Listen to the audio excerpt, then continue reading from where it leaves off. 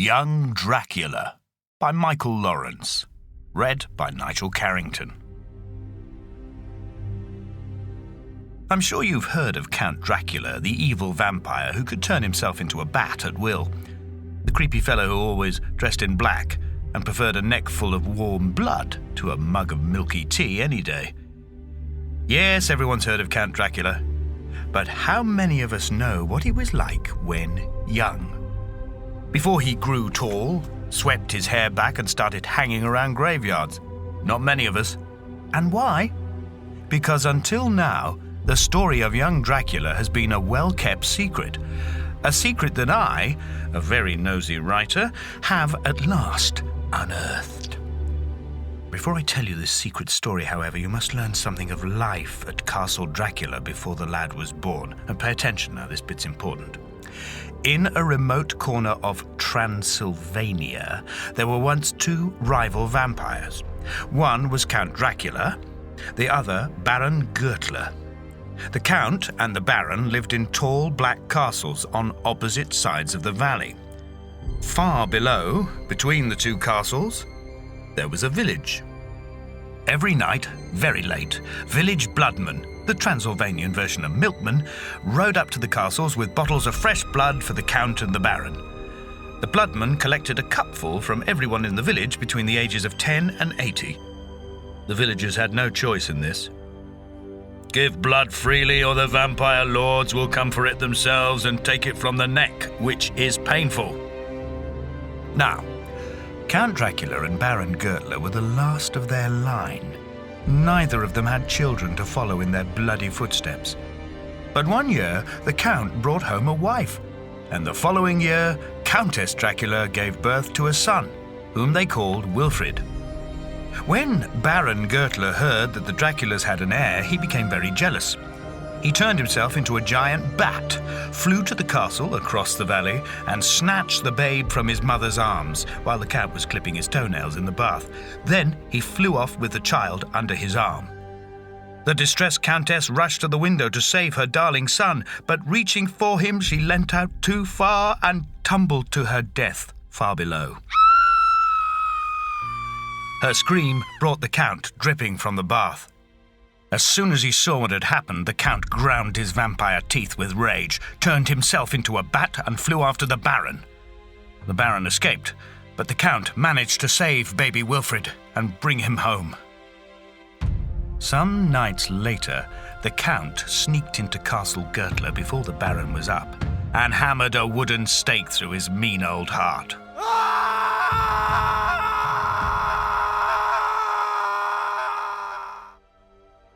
12 years passed.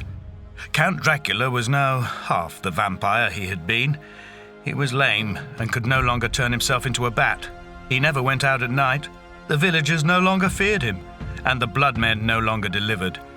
He had to content himself with the blood of the rats that scampered around the castle. One dark and miserable midnight, the old Count sat gazing out from his high tower. On the hill across the valley stood the crumbling ruin of Castle Gürtler. No one had lived there since the Baron's death. Those were the nights, the Count sighed, with a tear in his eye. He missed having a real enemy. He missed being young and fit enough to go out for a neck or two of human blood when the fancy took him. There wasn't even anyone to talk to now. No one that mattered anyway. There was no use talking to Wilfrid. They had nothing in common. Nothing at all. "Are you all right, Father?" The Count jumped. He hadn't heard Wilfrid come up the stairs. Oh, it's you," he snapped. "What do you want?"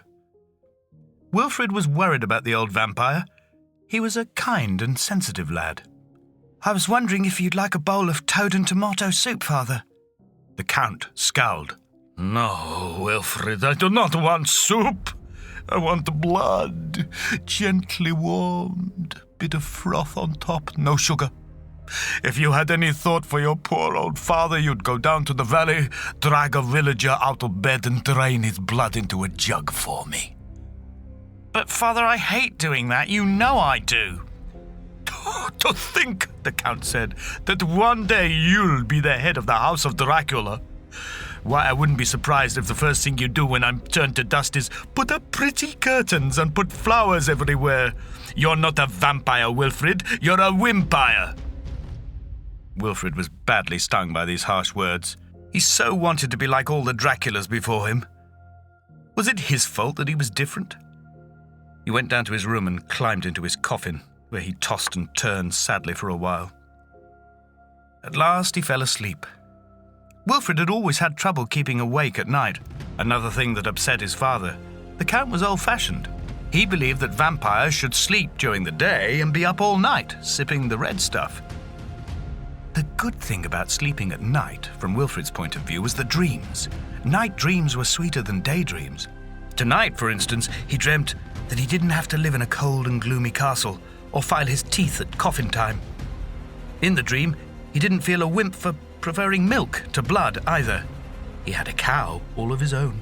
Lying beneath her in the straw and dung, he would drink fresh, warm milk to his heart's content.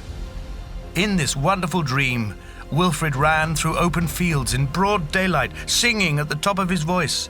Sunlight didn't make him cry out in pain the moment it touched his skin, as it would in real life. In the dream, he was the Wilfred he longed to be. But when he woke, the dream vanished, and the gloom of the castle settled about him once more. The Count's unkind remark came back to him. "You're not a vampire, Wilfred. You're a wimpire." Wilfred sighed. "I so want Father to be proud of me," he said, and resolved to go out and prove that he was a true vampire after all. He waited indoors all that day, hiding from the sunlight, which would do him no good at all.